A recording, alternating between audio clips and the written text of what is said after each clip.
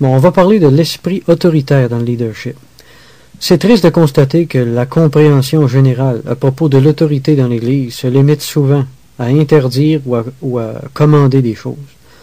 Mais pour bien comprendre c'est quoi l'autorité spirituelle, on va premièrement définir ce qu'elle est pas. Je tiens à mettre quelque chose au clair tout de suite avant de partir. Là. Je sais que cette série de cassettes-là sur l'autorité spirituelle mal placée est pas tellement flatteuse pour les pasteurs. Je m'en excuse profondément, mais c'était nécessaire parce que je suis convaincu que ça répond à un besoin réel dans l'Église d'aujourd'hui. C'est un peu triste pour moi d'être obligé de faire ça parce que c'est évident que c'est pas tous les pasteurs qui sont autoritaires, qui s'imposent aux gens, qui se prêchent eux-mêmes, puis qui travaillent à se donner plus d'autorité qu'ils en ont réellement. Je suis conscient qu'il existe aussi un grave problème de rébellion, puis de manque d'enseignabilité chez les croyants face à leurs pasteurs également. Puis inquiétez-vous pas, j'ai bien l'intention de faire un message ou deux à ce sujet-là aussi. Je prie Dieu pour ce que je veux dire dans les minutes qui vont suivre soit bien reçu par tout le monde, puis que ça serve à la plus grande gloire de Dieu. Un berger ou un pasteur, c'est pas quelqu'un qui se place derrière le troupeau puis qui s'assert de la Bible comme d'une baguette avec laquelle il fait avancer les gens. C'est plutôt quelqu'un qui se tient devant le troupeau puis qui lui propose de suivre ses propres traces puis de l'accompagner dans son propre pèlerinage dans la foi. C'est ça qui fait toute la différence entre dominer l'Église ou être un modèle pour elle. Paul a dit quelque part, « Je vous en conjure donc, soyez mes imitateurs. » Paul n'a pas dit, c'est moi l'apôtre ici, puis vous allez m'être soumis, puis vous allez faire ce que je vous dis. Mais il a dit, je vous en conjure, soyez mes imitateurs. Quand Paul voulait amener les croyants à adopter une certaine conduite, il n'imposait pas son autorité, mais il plaidait avec les gens, puis il leur montrait un exemple.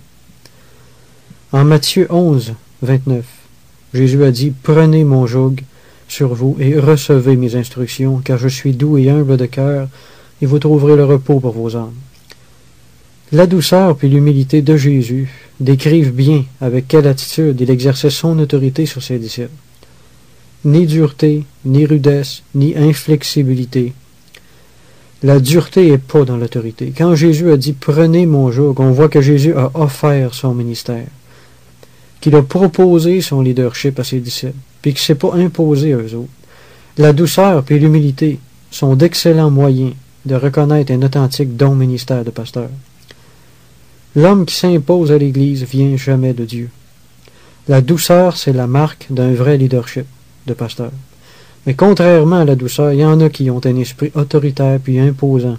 Proverbe 29, 2 nous dit « Quand le méchant domine, le peuple gémit. » Les gémissements des croyants dans certaines églises témoignent souvent d'un mauvais leadership. En 2 Corinthiens 1, 24, Paul a dit « Non pas que nous dominions sur votre foi, mais nous contribuons à votre joie. » On voit ici que l'autorité n'a pas été donnée pour dominer sur les croyants, mais pour contribuer à leur joie, leur apporter quelque chose spirituellement.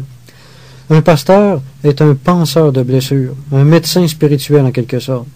Mais il y en a qui se sont apparemment égarés loin de cette vérité-là, au jour du grand jugement universel de l'Église qu'on a en Matthieu 25. Jésus-Christ jugera pas les conducteurs spirituels à la taille de leur Église, mais à la charité, à la douceur, puis à la sollicitude désintéressée qu'ils auront eue ou auront pas eue à l'égard des membres de l'Église qu'ils auront fait paître. Un jour, un croyant avait un problème de conscience à propos de certaines choses que le pasteur de son Église enseignait. Le chrétien avait d'autres convictions, puis il jugeait qu'il serait bon pour lui de ne pas se conformer à ce que le pasteur lui demandait. Le jeune pasteur venait d'arriver dans son nouveau ministère, après une longue formation de 3 ans dans une école biblique, alors étant revêtu avec autant d'autorité spirituelle, c'était totalement inacceptable pour lui que quelqu'un ne soit pas d'accord avec la direction qu'il donnait à l'Église. Bon, il a pris le chrétien à part après la réunion, puis il lui a lancé son ultimatum. « Veux-tu marcher avec moi, oui ou non? » Bon, le croyant a répondu, « Écoute, avant tout, je veux marcher avec le Seigneur. » Le pasteur, il s'est irrité encore plus, puis il lui a dit, « Autrement dit, tu veux dire que moi, je marche pas avec le Seigneur, etc., etc., etc. » Cette plaisante conversation-là s'est poursuivie longtemps, mais ça n'a jamais mené nulle part, comme on peut s'en douter. Le jeune pasteur, lui, désirait une soumission complète, aveugle, inconditionnelle de la part de ce croyant-là. Puis le croyant, lui, voulait simplement qu'on lui laisse la liberté de conscience, qu'on le laisse respirer un petit peu spirituellement. Certains leaders demandent pratiquement à leurs membres de renoncer à toute individualité chrétienne. Se sentir menacé par les opinions qui diffèrent des nôtres, c'est une forme de paranoïa, puis une grave déformation de leadership.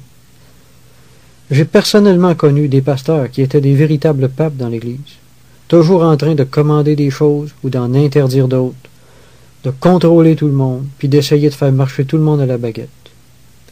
Puis le pire, c'est que si les gens osaient s'en plaindre, ils étaient immédiatement libellés comme des rebelles, puis comme des faiseurs de troubles dans l'Église. Je vous le dis, au jour du jugement, les hommes rendront compte de toute parole vaine qu'ils auront proférée, a dit Jésus. À un moment donné, il y a eu un dîner spécial pour les pasteurs puis les ouvriers de différentes églises à Drummondville, je pense. À l'autre table devant la mienne, j'entends un des pasteurs dire à un autre, « J'ai dit à ma congrégation, c'est moi qui est le pasteur ici, puis vous allez m'endurer que vous le voulez ou non. » Bon, moi, les cheveux m'ont dressé sur la tête quand j'ai entendu ça. Je veux dire, ça se peut-tu.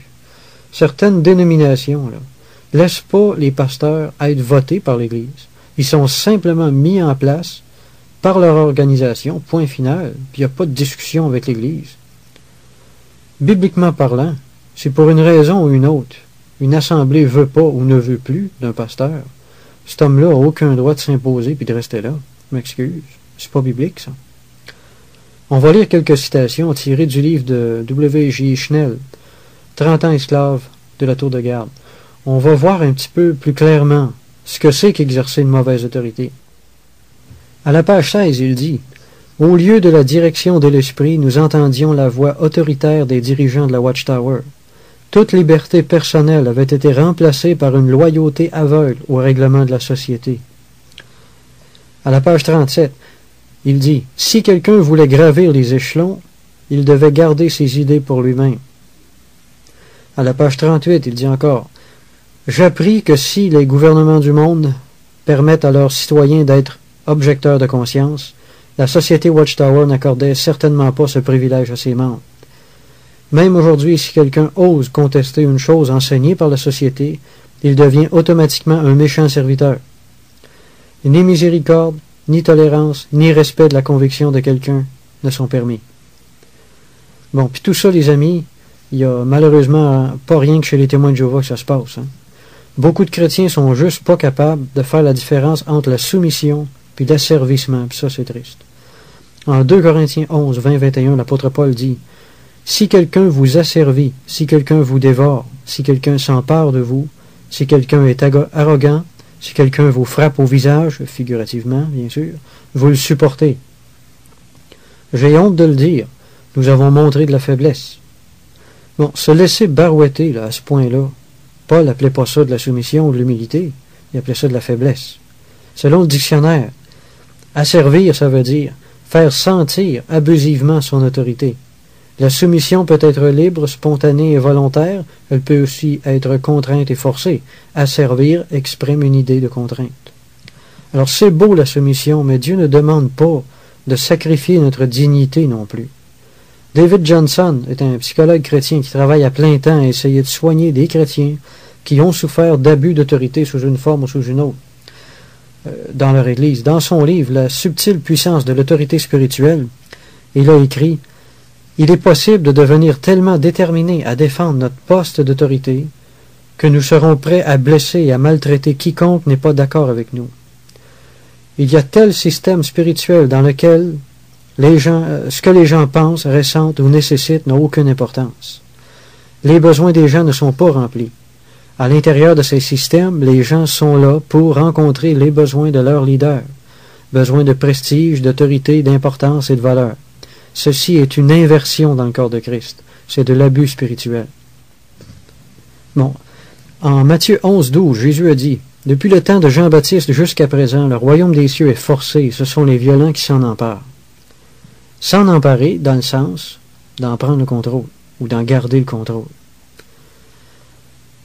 La parabole des vignerons en Matthieu 21 nous fournit un exemple de cette violence dont parle Jésus. Les vignerons qui cherchaient à se rendre maîtres de la vigne représentaient les chefs religieux qui repoussaient les envoyés de Dieu à l'époque. Les chefs religieux du temps de Jésus cherchaient à s'emparer du contrôle de la vigne de Dieu, qui est son peuple, puis à s'efforcer d'en demeurer les maîtres en imposant le silence aux hommes que Dieu envoyait. par le biais de la persécution ou de la calomnie. Moi, je vois clairement dans ce texte-là une allusion aux pharisiens qui ont persécuté puis rivalisé avec Jean-Baptiste et avec Jésus dès le commencement de leur ministère. Les pharisiens cherchaient à s'emparer de l'autorité sur le peuple de Dieu. Les pharisiens ont fait beaucoup d'efforts pour conserver leur autorité sur le peuple parce que l'enseignement de Jésus tendait à libérer les gens du joug de leur mauvaise autorité, pas mal un peu fort à leur goût. En tant que leader, de quelle façon est-ce qu'on exerce notre leadership à l'intérieur de l'Église? Est-ce qu'on cherche à dominer en établissant notre autorité sur l'Église par le biais d'un enseignement qui laisse comme unique alternative qu'une soumission sans condition? Bon, l'homme qui agit comme ça n'est pas un vrai pasteur, mais rien qu'un pauvre mercenaire qui travaille pour lui-même. C'est ça la vérité. Heureusement, des pasteurs comme ça, il n'y en a pas des tonnes. Généralement, les pasteurs sont des hommes qui aiment les gens, sinon ils ne seraient pas là. C'est ça que je pense, à mon avis. Le leader peut être amené à diriger l'Église selon l'Esprit de Dieu ou selon l'Esprit du monde. En Éphésiens 1:20, les démons sont appelés les dominations. C'est intéressant comme terme. Cette tendance à dominer est directement inspirée par un esprit mauvais, c'est ma conviction. L'Esprit Saint conduit les gens, tandis que les démons cherchent à dominer. L'Esprit Saint dirige les croyants, en les enseignant, en leur montrant l'exemple, puis en leur communiquant de la grâce. Certains mauvais leaders le font en établissant leur autorité avec fermeté, puis en exerçant différentes formes de pression à travers leurs sermons, pour amener les gens à leur obéir. Frères et sœurs, laissons pas de faux sentiments de culpabilité troubler notre relation avec Dieu. Être d'une autre opinion que notre pasteur, c'est pas de la rébellion. Des fois même, c'est rien que du bon sens. Tout le monde a le droit de posséder ses propres opinions, mais faut faire attention à ce qu'on fait de notre opinion, évidemment. Si on se met à monter debout sur les tables, puis à nous quereller, ou si on fait le tour des membres de l'Assemblée par en arrière, puis qu'on fait du grabuge, là on commet un péché pas mal grave, par exemple. Quand je dis qu'on peut avoir notre opinion, c'est pas de ça que je parle. Je veux simplement dire qu'on a le droit d'avoir nos propres convictions personnelles, puis personne n'a le droit de nous enfoncer les siennes dans la gorge, même si c'est un pasteur. Prenons seulement garde de ne pas faire de notre liberté un prétexte de vivre selon la chair. En 1 Corinthiens 14, 37-38, Paul a écrit « Si quelqu'un croit être prophète ou inspiré, qu'il reconnaisse que ce que je vous écris est un commandement du Seigneur, et si quelqu'un l'ignore, qu'il l'ignore. » Pas mal intéressant ce texte. Il y a beaucoup de choses là-dedans. Quand il s'agit de donner certaines directions à l'Église, les pasteurs doivent avant tout chercher à obtenir la pensée de Dieu. C'est ça le plus important. Le travail de pasteur, c'est ensuite de prier pour que l'Église développe une plus grande sensibilité à l'Esprit de Dieu, puis qu'elle reconnaisse, comme le disait Paul dans notre texte, la voix de Dieu quand il l'entend. Quand le pasteur croit avoir trouvé la pensée de Dieu à propos d'une chose ou d'une autre, il doit ensuite la transmettre à l'Église. Mais attention, il s'agit de la transmettre, pas de l'imposer. L'apôtre Paul n'a pas cherché à imposer à l'Église ce qu'il venait de leur dire, mais il leur accorde le droit, entre guillemets, de ne pas être d'accord avec lui, puis même d'ignorer ses recommandations. Maintenant, c'était sûrement pas sage d'ignorer les directions de Paul, surtout quand il s'agissait d'un commandement du Seigneur, comme il dit. Mais il pouvait quand même pas forcer les gens à obéir au Seigneur non plus. En tant que leader, prenons pas les choses trop personnellement, puis fâchons-nous pas à la place de Dieu. Si ce qu'on apporte vient vraiment du Seigneur, puis que les gens méprisent notre message, laissons-les faire, on aura fait notre devoir. Leur croissance spirituelle va en souffrir, puis ce ne sera pas notre faute. Quand notre parole vient de Dieu, puis que les gens ne l'écoutent pas, ils se punissent eux-mêmes, en réalité. Puis on n'a souvent pas besoin d'en ajouter par-dessus. Nourrissons pas d'amertume, soyons pas frustrés pour ça. À part de ça, si on s'arrête seulement une petite minute, là, pour considérer le nombre de nos propres infidélités envers Dieu, on ne sera pas porté à juger les autres trop sévèrement. Souvenez-vous de ce que Dieu a dit à Samuel quand le peuple l'a rejeté, puis qu'il voulait un roi à la place. En 1 Samuel 8, 4-9, ça dit « Tous les anciens d'Israël s'assemblèrent et vinrent auprès de Samuel à Rama. Et ils dirent « Voici, tu es vieux. Maintenant établis sur nous un roi pour nous juger, comme il y a chez toutes les nations. » Samuel vit avec déplaisir qu'il disait « Donne-nous un roi pour nous juger. » Et Samuel pria l'Éternel L'Éternel dit à Samuel, écoute la voix du peuple dans tout ce qu'il te dira, car ce n'est pas toi qu'il rejette, c'est moi qu'il rejette, afin que je ne règne plus sur eux. Ils agissent à ton égard, comme ils ont toujours agi, depuis que je les ai fait monter d'Égypte jusqu'à ce jour. Écoute donc leur voix, mais donne-leur des avertissements et fais-leur connaître le droit du roi qui régnera sur eux. En d'autres mots, Dieu y a dit, range ta frustration, mon Samuel, puis accepte les choses que tu ne peux pas changer. Donne-leur ce qu'ils demandent, puis ils paieront pour, c'est tout. Je répète encore, 1 Corinthiens 14, 37-38, si quelqu'un croit être prophète ou inspiré, qu'il reconnaisse que ce que je vous écris est un commandement du Seigneur, et si quelqu'un l'ignore, qu'il l'ignore. Paul ne voulait pas d'une obéissance aveugle. L'obéissance doit avoir pour base la conviction de la volonté de Dieu. Le but du pasteur doit être de chercher à amener les croyants à plus de soumission envers Dieu, à plus de docilité à son esprit, puis à l'amener à faire courber sa volonté à la douce voix intérieure de l'Esprit de Dieu. En tant que conducteur spirituel, on doit encourager les croyants à avoir de la bonne volonté, puis à reconnaître humblement ce qui vient du Seigneur à travers nos exhortations. On doit surtout les exhorter à se soumettre à la voix de Dieu qui est dans leur conscience, pas nécessairement à tout ce qu'on dit. En 1 Jean 2,16, l'apôtre Jean a écrit « Car tout ce qui est dans le monde, la convoitise de la chair, la convoitise des yeux et l'orgueil de la vie, ne vient point du Père, mais vient du monde. » La parole vivante a rendu l'orgueil de la vie par la puissance, la soif de puissance, c'est-à-dire le plaisir que l'homme éprouve à dominer, puis à contrôler les autres, puis à être leur chef. L'apôtre Jean nous dit que ces choses-là viennent du monde. L'apôtre Jean nous dit aussi de ne pas aimer le monde. Il fait référence à la mécanique selon laquelle le monde fonctionne, aux moyens honteux que les gens utilisent des fois, puis aux moyens indignes dont ils font usage pour arriver à leur but.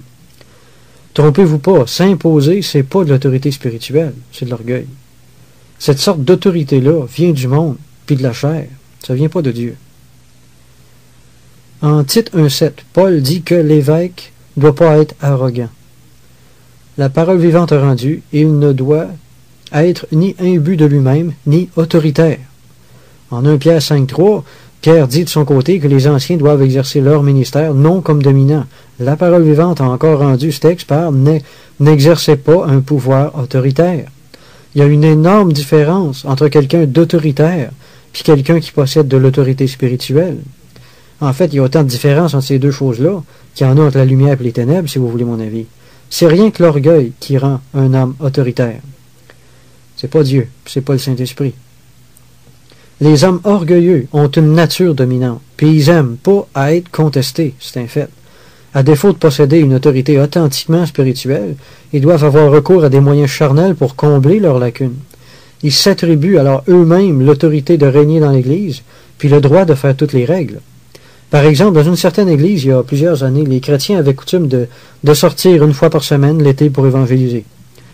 Bon, le leader obligeait les gens qui voulaient participer à cette sortie-là de porter une cravate. Il y avait dans sa tête, là, c'est ça. On fait cette règle-là. Je vous dis que ça prend pas grand-chose pour mettre le diable dans la cabane. Si vous voulez pas porter de cravate, qui disait « restez chez vous ». Bon, je dis pas que c'est pas une bonne idée de porter une cravate quand tu évangélises. Il faut comprendre qu'il y a des gens pour qui le port de la cravate n'est pas du tout dans leur habitude vestimentaire, puis qui se sentent pas mal à l'aise, ils se sentent pas bien du tout porter ça. Surtout l'été, en plus, quand il fait chaud. Les habitudes vestimentaires, il me semble, moi, que c'est pas dur à respecter, ça. Imposer ce genre de règlement-là, c'est rien que bon pour irriter les gens, puis les décourager de s'impliquer dans l'Église. Il y a des pasteurs qui se prennent pour le buisson ardent dans l'Église. Ils ne suggèrent pas des choses, ils les commandent. Puis pour revenir à la cravate, je veux dire, je ne connais pas personne, moi, qui a été converti par une cravate.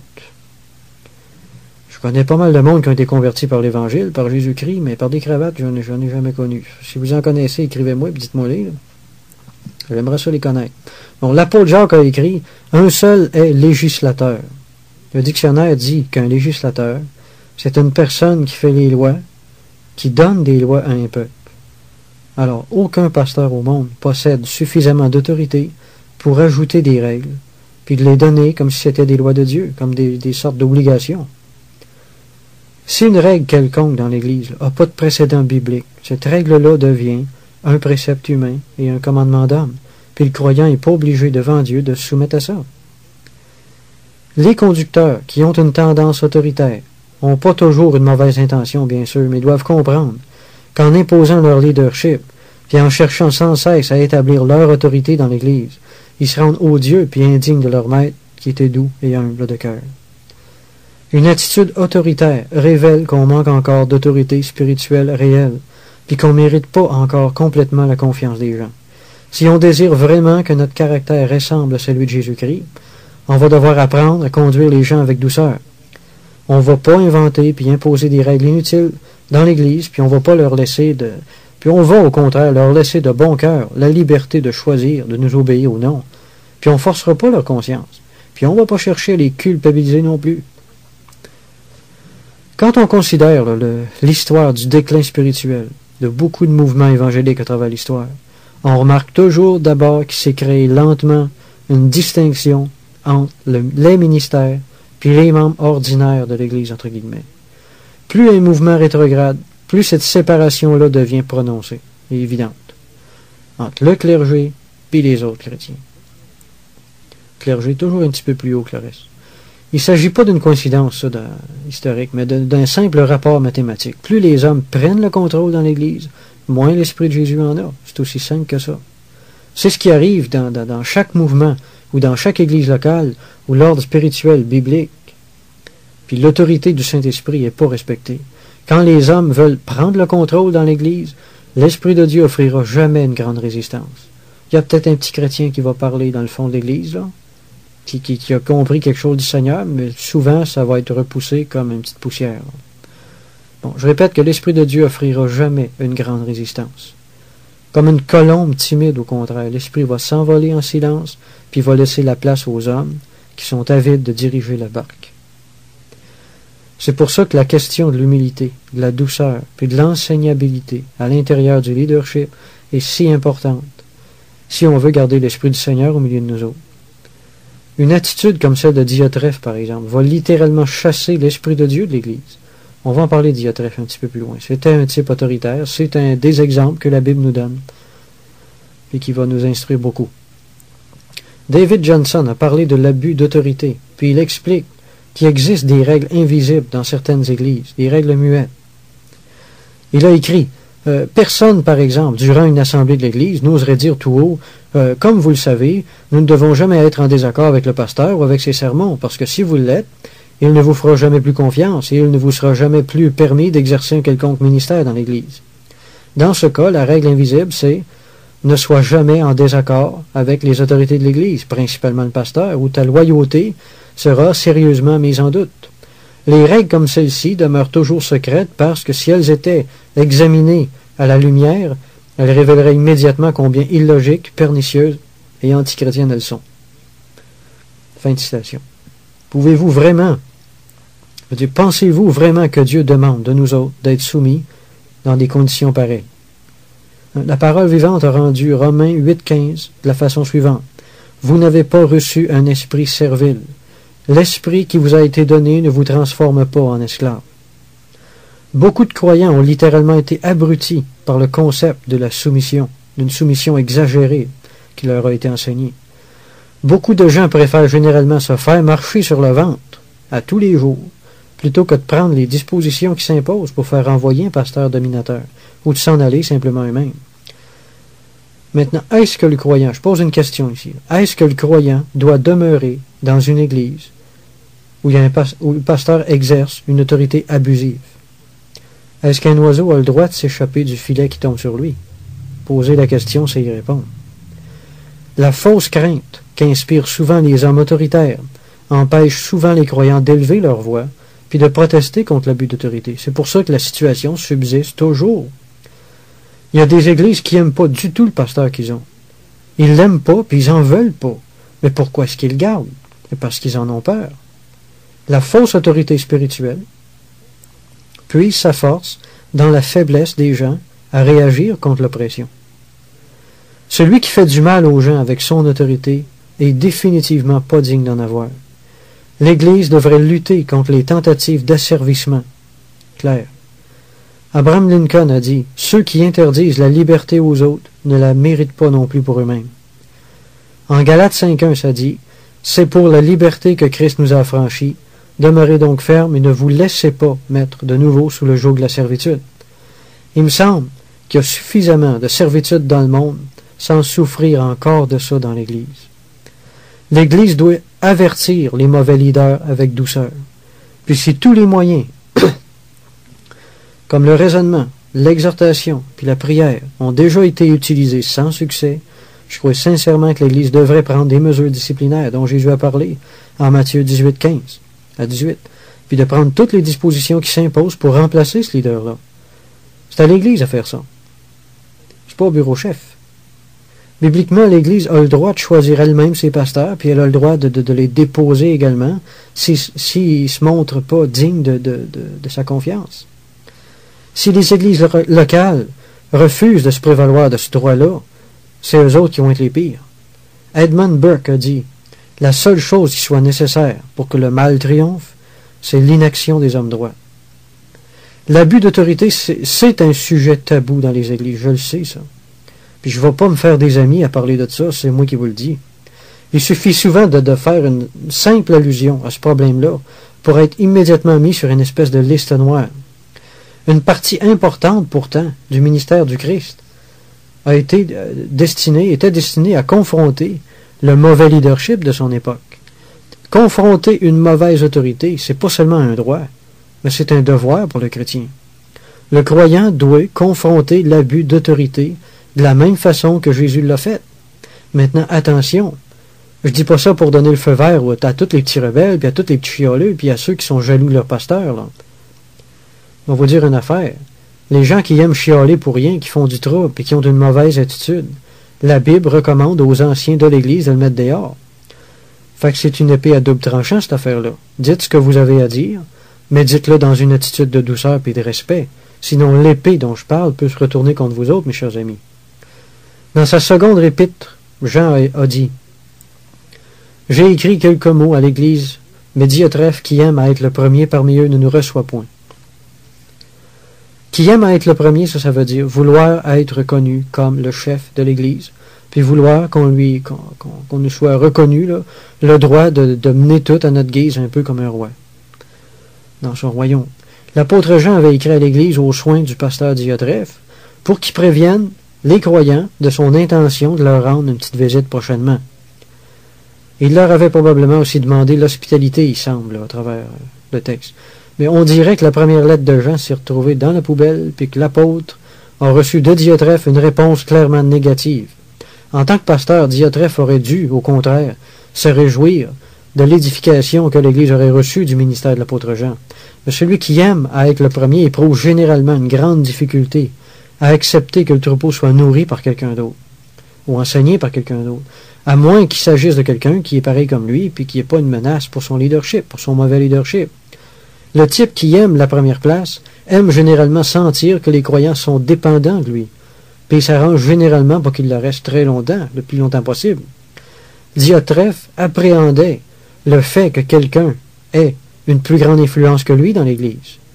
Le ministère de Jean aurait fait de l'ombre aux siens. C'est pour ça que la jalousie l'a poussé à priver l'Église du bénéfique ministère de l'apôtre. Notre texte continue. Il ne reçoit pas les frères, et ceux qui voudraient le faire, il les en empêche et les chasse de l'Église. Bon, son ambition à maintenir son contrôle sur l'Assemblée lui fait commettre des abus d'autorité, qui prennent la forme d'une discipline déplacée puis excessive. L'autorité sert à chasser des démons, peut-être, pas à chasser des chrétiens. Un ancien ou un pasteur n'a bibliquement pas l'autorité d'interdire un authentique croyant de faire partie de l'Église, puis encore moins de l'en chasser. L'Église appartient au Seigneur avec tout ce qu'elle renferme. Quand Jean a reconnu la situation, là, il n'a pas demandé à Gaius de se soumettre quand même, puis de prier pour le pauvre Diotrephe, puis d'accepter les choses comme ça. Il lui donne au contraire le conseil suivant, « Bien-aimé, n'imite pas le mal. » En d'autres mots, l'apôtre Jean lui a demandé de ne pas participer au péché de Diotrephe, de ne pas se mettre d'accord avec lui, de ne pas faire ça, tu sais, de ne pas le laisser faire non plus, c'est-à-dire de ne pas continuer à le suivre dans cette voie-là, puis de cesser de lui obéir. Quand un pasteur marche selon la chair, l'Église n'est certainement pas dans l'obligation de lui être soumise. Bon, pour continuer, à propos de la troisième épître de Jean encore, puis notre histoire de Diotrephe, l'apôtre Jean demande même pas à l'Église de prier pour lui. Étant donné l'orgueil puis le manque d'enseignabilité de la part de Diotrephe, la prière aurait sûrement rien donné de toute façon. L'apôtre Jean donne une très simple solution à ce problème-là, au problème de cette Église-là, qui est le remplacement. L'apôtre écrit « Tous rendent un bon témoignage de Démétrius. Nous aussi, nous lui rendons témoignage. » On se souvient que Paul avait aussi dit que pour devenir évêque, il fallait, entre autres, justement avoir un bon témoignage. En bref, il suffit simplement de lire entre les lignes un tout petit peu pour réaliser que l'apôtre Jean est en train de recommander à l'Église de démettre Diotrephe de ses fonctions, puis d'établir comme pasteur à sa place celui dont toute l'Église rendait un bon témoignage, c'est-à-dire Démétrius. La morale de cette histoire-là, c'est la suivante. C'est le berger se change en loup, que les brebis se défendent.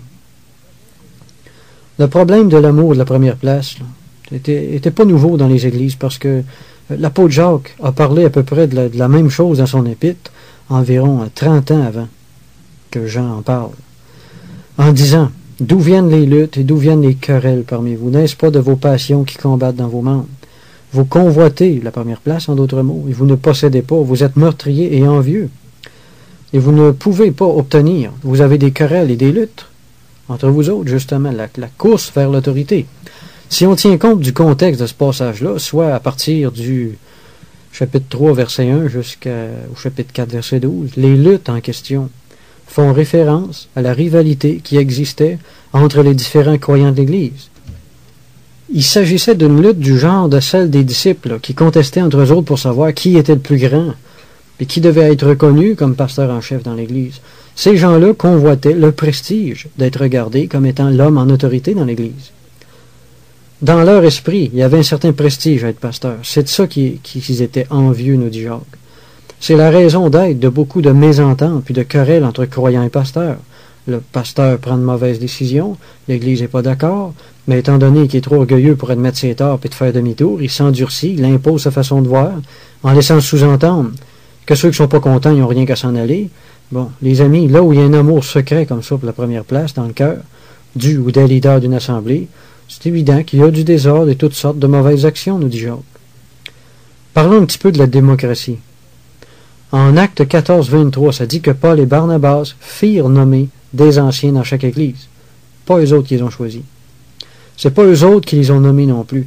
Ils sont pas arrivés avec des gens déjà choisis par eux autres en disant « Tenez les amis, dites bonjour à vos nouveaux pasteurs. » Non, ils prenaient des gens qui faisaient déjà partie de l'Église, puis que tout le monde connaissait. Puis ils laissaient l'Église élire ceux qu'elle voulait comme pasteurs. Le verbe nommer vient du grec chirotoneo. Cheir signifie la main, teino signifie étendre, élever. D'autres traductions vont aussi dans le même sens, comme la traduction Weymouth qui dit de l'Église que l'Église a voté à main levée, ces pasteurs-là. Il n'appartient pas aux pasteurs de choisir leur Église, mais à l'Église de choisir ses pasteurs.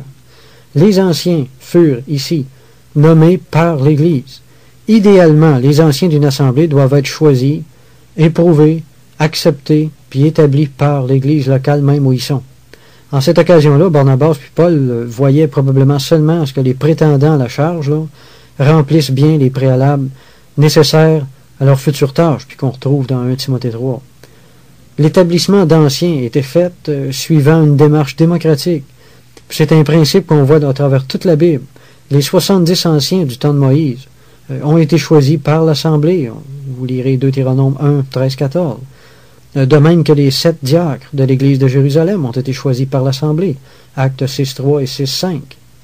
Les apôtres agissaient suivant le même principe dont Paul a parlé plus tard en Romains 12, 17, qui dit « Recherchez ce qui est bien devant tous les hommes », c'est-à-dire tous les membres de l'Église.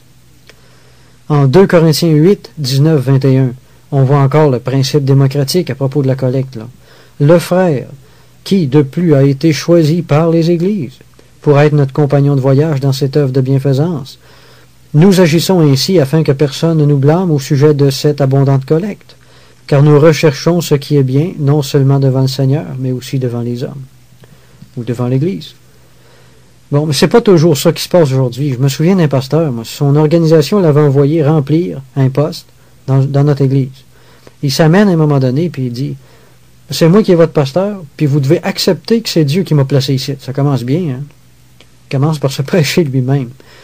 Comment, diable, voulez-vous qu'on soit sûr que c'est Dieu qui a mis un type en place? Surtout s'il s'agit d'un type qui se met lui-même comme ça à la tête de l'Église, puis qui n'a même pas passé par la marche à suivre qui est biblique.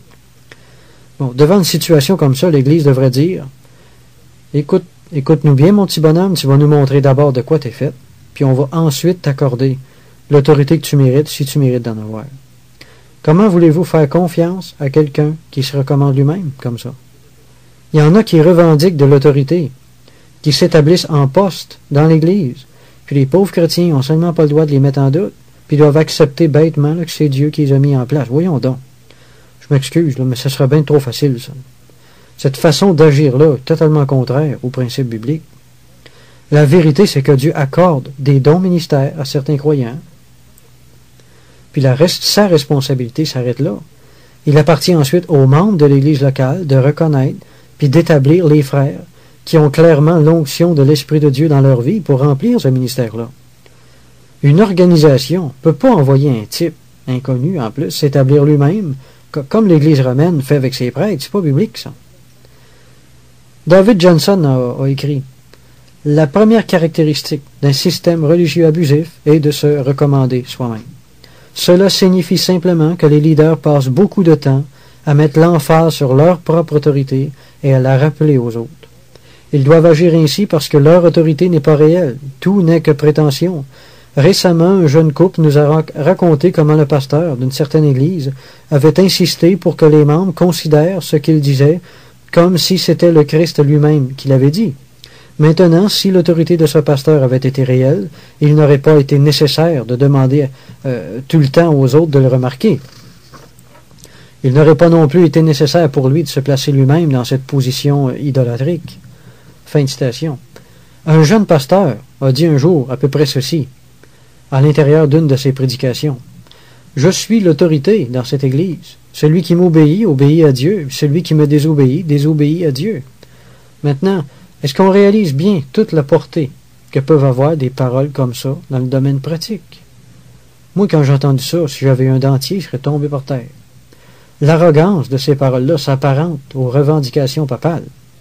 Le pape Léon XIII, en 1890, en parlant de lui-même, a dit « Le suprême enseignant de l'Église est le pontife romain. L'union d'esprit est dès lors nécessaire afin d'arriver à un parfait accord dans la foi.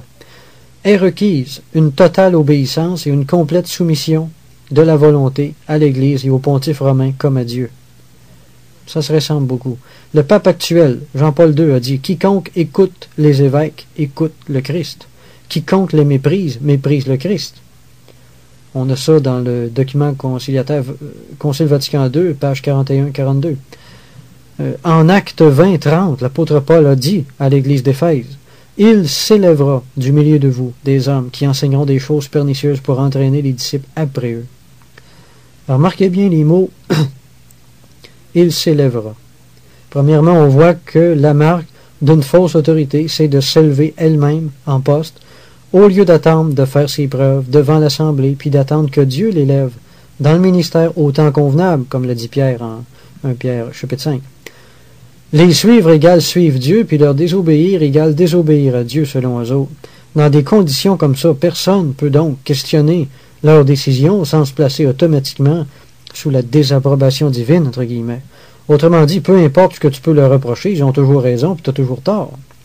Quand une organisation là, se met à croire à la théocratie comme ça, les amis, attention, attention, c'est rendu loin. Là. La définition du mot théocratie, c'est mode de gouvernement dans lequel l'autorité, censée émaner directement de la divinité, est exercée par une caste sacerdotale ou par un souverain considéré comme le représentant de Dieu sur la terre. Demandons tous à Dieu de nous aider à marcher humblement au milieu de nos frères, puis à ne pas chercher à leur imposer notre volonté comme ça, puis à se donner une importance démesurée, puis qu'on n'a pas en réalité aussi de Dieu. Il y a beaucoup plus de joie à marcher dans la douceur qu'à réussir à faire marcher tout le monde selon notre volonté.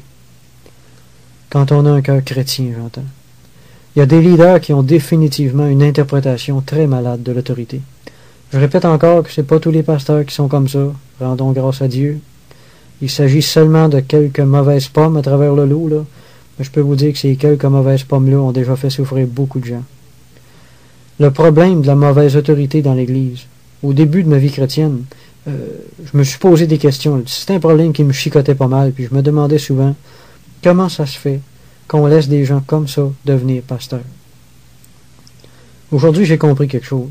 Il y a tellement de gens qui entrent dans les écoles bibliques que je comprends qu'il peut être difficile à un moment donné d'exercer un bon contrôle sur tout le monde. Je pense qu'il y en a trop qui vont là. D'un autre côté, je crois même que c'est permis par Dieu qu'il y a des mauvais leaders.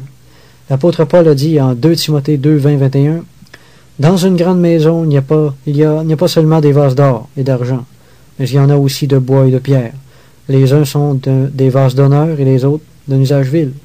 Si donc quelqu'un se conserve pur, en s'abstenant de ces choses, il sera un vase d'honneur sanctifié, utile à son maître, propre à toute bonne œuvre. » La grande maison, c'est l'Église.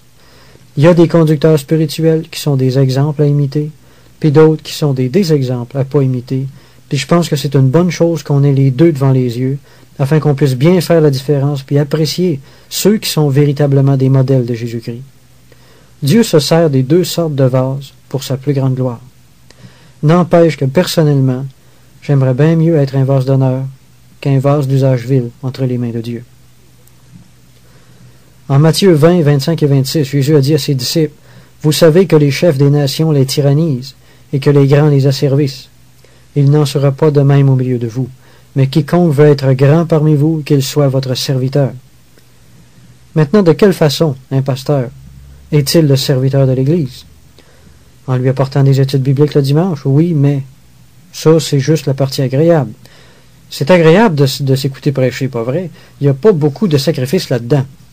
Alors même que ça peut très facilement devenir un exercice bien plus glorifiant qu'autre chose. Être un serviteur, ça a rapport avec l'attitude générale qu'on prend à diriger l'Église. Le serviteur n'imposera pas son leadership. Il n'imposera pas les visions ni aucune autre direction qui va croire venir de Dieu. Il va chercher à complaire à l'Église au lieu de chercher toujours l'accomplissement de sa propre volonté pour elle. Il n'essaiera pas d'élever l'autorité de son ministère dans le but de soumettre les gens puis de mieux pouvoir les contrôler. Il ne sera pas têtu, ni suffisant, ni autoritaire, mais il va au contraire être enseignable vis-à-vis des autres membres de l'Église, puis il va écouter avec humilité ce que les gens auront à lui dire ou à reprendre en lui, quelquefois. Un pasteur qui ne se laisse pas reprendre par les autres chrétiens, c'est un pasteur malade. OK? Le pasteur serviteur ne méprisera pas ceux qui sont indépendants de lui. Il ne va pas exiger son soutien financier des pauvres non plus. Il va faire tous ses efforts pour ne pas blesser les gens quand il va enseigner. Il va avoir de la condescendance, puis il va user de patience dans l'enseignement. Il ne cherchera pas à éperonner les gens pour les faire avancer plus vite. Il n'interprétera pas l'Écriture d'une façon arbitraire non plus. Il n'imposera pas ses positions doctrinales, mais il va manifester du respect vis-à-vis celles des autres membres de l'Église s'ils sont différentes des siennes. Puis il va les laisser posséder leurs propres convictions sans les pénaliser par en arrière ou d'une façon détournée, là. Les punir d'une certaine façon. Il va être miséricordieux, puis il va laisser les gens grandir à leur vitesse. Il va être un exemple de douceur dans ses relations avec les autres croyants. Jamais il va essayer de prouver puis d'établir qu'il est leur supérieur ou leur chef. Il va s'efforcer au contraire de faire honorer l'autorité de Dieu, de Christ et du Saint-Esprit dans l'Église. Voilà avec quelle attitude Paul, puis ceux qui étaient avec lui exerçaient leur autorité chez les Thessaloniciens, par exemple. Nous n'avons point cherché la gloire qui vient des hommes, ni de vous, ni des autres. Nous aurions pu nous produire avec autorité comme apôtres de Christ. Mais nous avons été pleins de douceur au milieu de vous, de même qu'une nourrice prend un tendre soin de ses enfants. Nous aurions voulu, dans notre vive affection pour vous, non seulement vous donner l'Évangile de Dieu, mais encore nos propres vies, tant vous nous étiez devenus chers. Vous vous rappelez, frères, notre travail, notre peine, nuit et jour à l'œuvre, pour n'être à charge à aucun de vous, à charge financièrement. Nous vous avons prêché l'Évangile de Dieu, par notre façon de vivre, autrement dit.